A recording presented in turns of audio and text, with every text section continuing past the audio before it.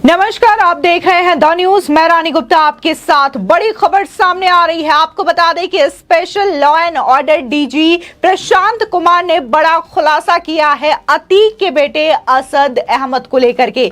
दरअसल ये जो एनकाउंटर हुआ है उसके पीछे की जो कहानी है वो बताई गई है और कहा जा रहा है स्पेशल डीजी के द्वारा कि ये जो एनकाउंटर हुआ है उससे पहले असद की जो प्लानिंग थी वो अपने पिता माफिया अतीक अहमद को छुड़ाने की थी।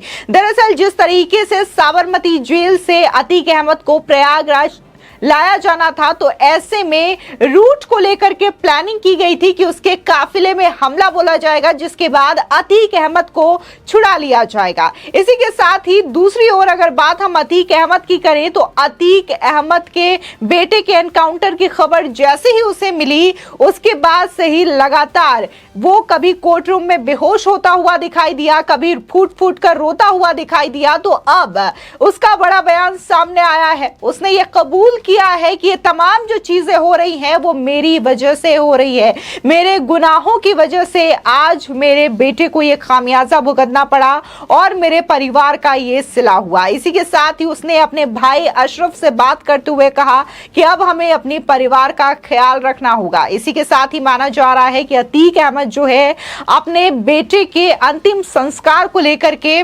जमानत मांग सकता है। फिलहाल वो नैनी जेल जाने से पहले इस बात को लेकर के अपील करते हुए दिखाई दिया था और तमाम बातें उसने कबूलते हुए कही थी कि ये तमाम चीजें मेरी वजह से हुई है।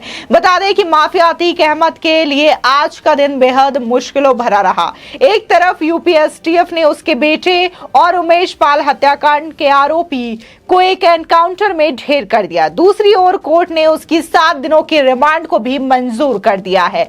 जिस प्रयागराज में कभी अतीक के नाम का सिक्का चला करता था, जिसकी कभी पूर्वांचल में तूती बोला करती थी, आज जब वो कोर्ट में सुनवाई के बाद निकला तो उसके ऊपर जूते चप्पल और बोतलें तक फेंकी गई।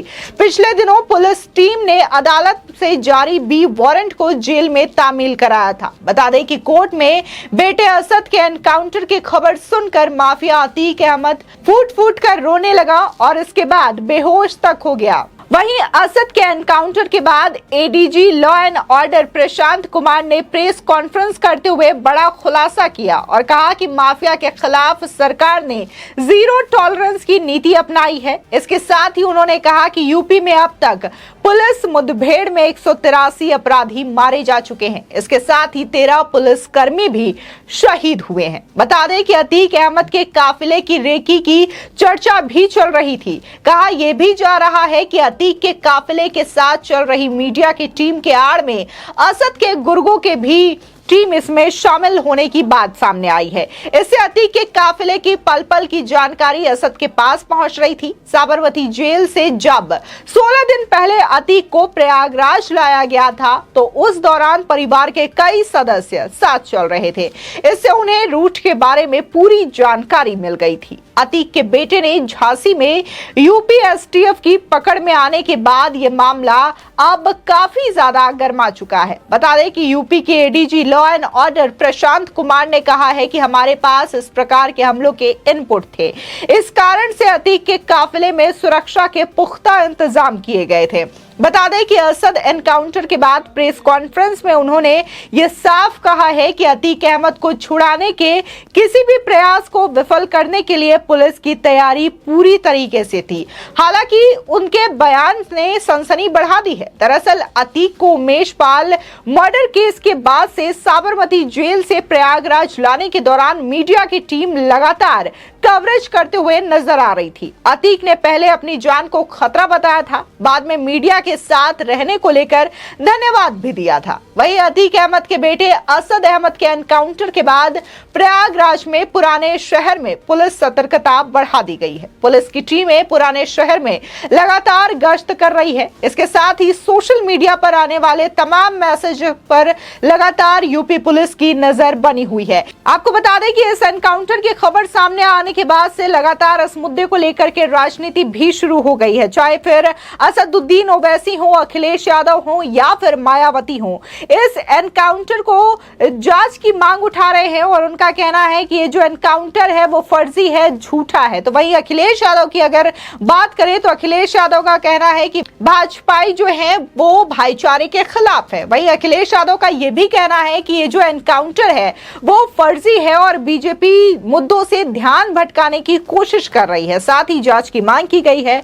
तो वहीं अगर हम बसपा सुप्रीमो मायावती की बात करें तो उन्होंने भी इस एनकाउंटर को लेकर के जांच की मांग की है और उन्होंने मुठभेड़ हत्या करार दिया है। वहीं असदुद्दीन ओवैसी की बात करें तो उन्होंने इसे मजहबी चश्मा पहनाते हुए इस पूरे वाक्य का जिक्र किया है और उन्होंने भी ये कहा है कि अगर ऐसे ही एनकाउंटर होने लगे तो कोर्ट कचहरी बंद कर दी जाए।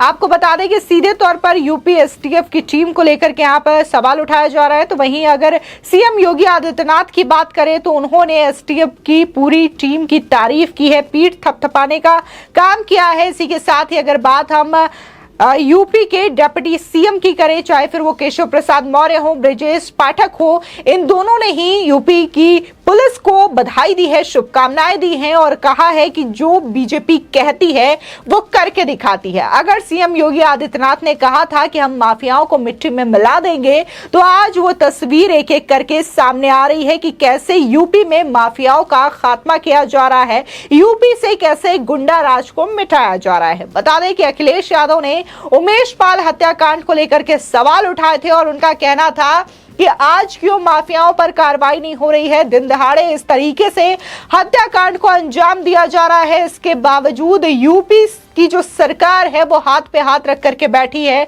कोई एक्शन नहीं ले रही है। लॉ एंड ऑर्डर पर भी अखिलेश यादव ने सवाल उठाए थे, जिसके बाद सीएम योगी आदित्यनाथ ने ललकारते हुए, दहाड़ते हुए यूपी की विधानसभा में ये कहा था कि हमने माफियाओं का हमेशा से खात्मे का काम किया है। हमने नहीं बल्कि आपकी पार्टी ने माफियाओं को संरक्षण देने का काम किया है और हम यूपी से माफियाओं को खत्म करके रहेंगे, उन्हें मिट्टी में मिलाने का काम किया है। तो ये योगी आदित्यनाथ की जो बयानबाजी थी वो अब देखने को मिल रही है कि कैसे लगातार यूपी एसटीएफ की जो टीम है उसने कार्रवाई की, मुस्तैदी बरती और असद अहमद का एनकाउंटर किया गया। उसी के साथ ही जो अतीक का शूटर था गुलाम, उसको भी ढेर किया गया है। यानी कि अतीक अहमद के बेटे असद और गुलाम को, इन दोनों को ही एनकाउंटर में ढेर किया गया है यूपी एसटीएफ के द्वारा। फिलहाल जिस तरीके से यह बड़ा खुलासा प्रशांत कुमार के द्वारा किया जा रहा है, जो कि यूपी पुलिस के एडीजी हैं, तो ये अपने आप में एक सनसनी भरा खबर है। हालांकि इस प्रेस कॉन्फ्रेंस में साफ तौर से बताया है कि कैसे यूपी एसटीएफ की टीम जो है इन दोनों को गिरफ्तार कर रही थी, पकड़ने की कोशिश कर रही थी, लेकिन जब ये उनकी ओर से इस तरीके से फायरिंग की गई या फिर वो बात नहीं सुन रहे थे, जिसके बाद ये जवाबी कार्रवाई यूपी एसटीएफ के द्वारा की गई है। इसके बावजूद राजनीति की जा रही है इस मुद्दे को लेकर के। आपको बता दें कि इस मामले पर बोलते हुए केशव प्रसाद मौर्य ने सीधे अखिलेश यादव के बयानों की निंदा की है।